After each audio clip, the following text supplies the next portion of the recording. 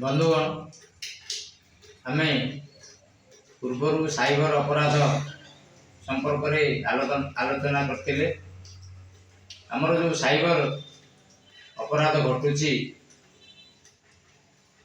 ताहा न घटिया आम किपरि सुरक्षित रही परिबा सेथिपाई सरकार तरफ पुलिस विभाग तरफ किछि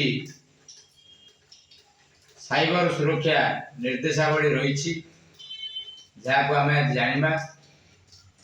प्रथम देखु साइबर अपराध रु आम सुरक्षित किपरि रहिबा सेथिपाई जो निर्देशावली रही ता भितर रही सर्वदा जटिल पासवर्ड व्यवहार करंतु एवं पासवर्ड को कदापि प्रकाश करंतु नहीं। वेब ब्राउजर रे आपणकर पासवर्ड सेव करंतु नहीं। मेसेज किंबा ईमेल द्वारा प्राप्त लाभजनक ऑफर को आखि बुझी विश्वास को नियंतु नहीं।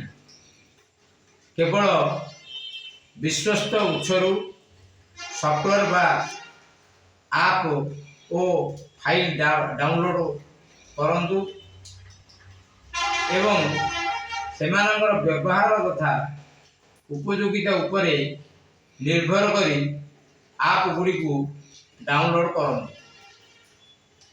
लेटेस्ट सॉफ्टवेयर एवं सुरक्षा अपडेट सहित आपणकर कंप्यूटर एवं मोबाइल अपडेट रखंतु।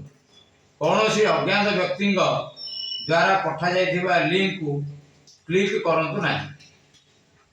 सोशल मीडिया व्यवहार करने समय जो सतर्कता रही दुई फैक्टर ऑथेंटिकेशन व्यवहार करंतु। आपणकर गोपनीयता सेटिंग को सावधान सहित सेट करंतु जहाँ द्वारा केवल आवश्यक विषय वस्तु सोशल मीडिया रे शेयर हो पाए। अजणा व्यक्ति ठारू फ्रेंड रिक्वेस्ट ग्रहण करने पूर्व तांकर प्रोफाइल को जांच करंतु। अजणा व्यक्ति ठारू कौनसी वीडियो कॉल रो उत्तर दियंतु नहीं एवं निजर नकली सोशल मीडिया अकाउंट सृष्टि हैला मात्रे तुरंत आपण रिपोर्ट करंतु। एकाधिक उपाय रे वेरीफाई करी ओ फोन रे कथा हेई निश्चित हैला परे सोशल मीडिया रे आपण पैसा कारोबार करंतु। आपणकर जेतेबेले ऑनलाइन रे आर्थिक कारोबार करूछंती सेतेबेले मध्य सतर्कतार आवश्यकता रही। कौन सी अज्ञात व्यक्ति पाखकू ओटीपी शेयर करंतु नहीं। कौन सी अज्ञात व्यक्ति को आपणकर account number credit card debit card बा यूपीआई विवरणी सहित व्यक्तिगत सूचना प्रदान करंतु नहीं। कार्ड चोरी हेले किंबा हजिले तुरंत बैंक को रिपोर्ट करंतु। कार्ड को आपण ब्लॉक करंतु।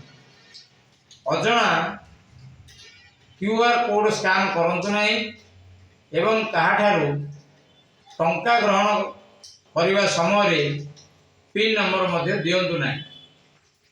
से भली जोड़ा कि आमर आधार कार्ड द्वारा पान कार्ड द्वारा केवाईसी द्वारा ठकी होछि सेथिपई मध्य आमर सतर्कता अवलंबन करिवार अछि। मन रखंदु Aadhaar number PAN number KYC update करने को बैंक कदापि एसएमएस किंबा कॉल माध्यम रे लिंक पठाए नाही। केवाईसी अपडेट करने को कौन सी एसएमएस किंबा कॉल को प्रोत्साहन दियंतु नाही। आधार पैन बा केवाईसी को अपडेट बा जांच करिया पई बैंक शाखा परिदर्शन करंतु एवं रिमोट एप्लिकेशन इंस्टॉल केबे भी करंतु नहीं। यह द्वारा ठक माने आपण डिवाइस को अपव्यवहार करि परिबे ना।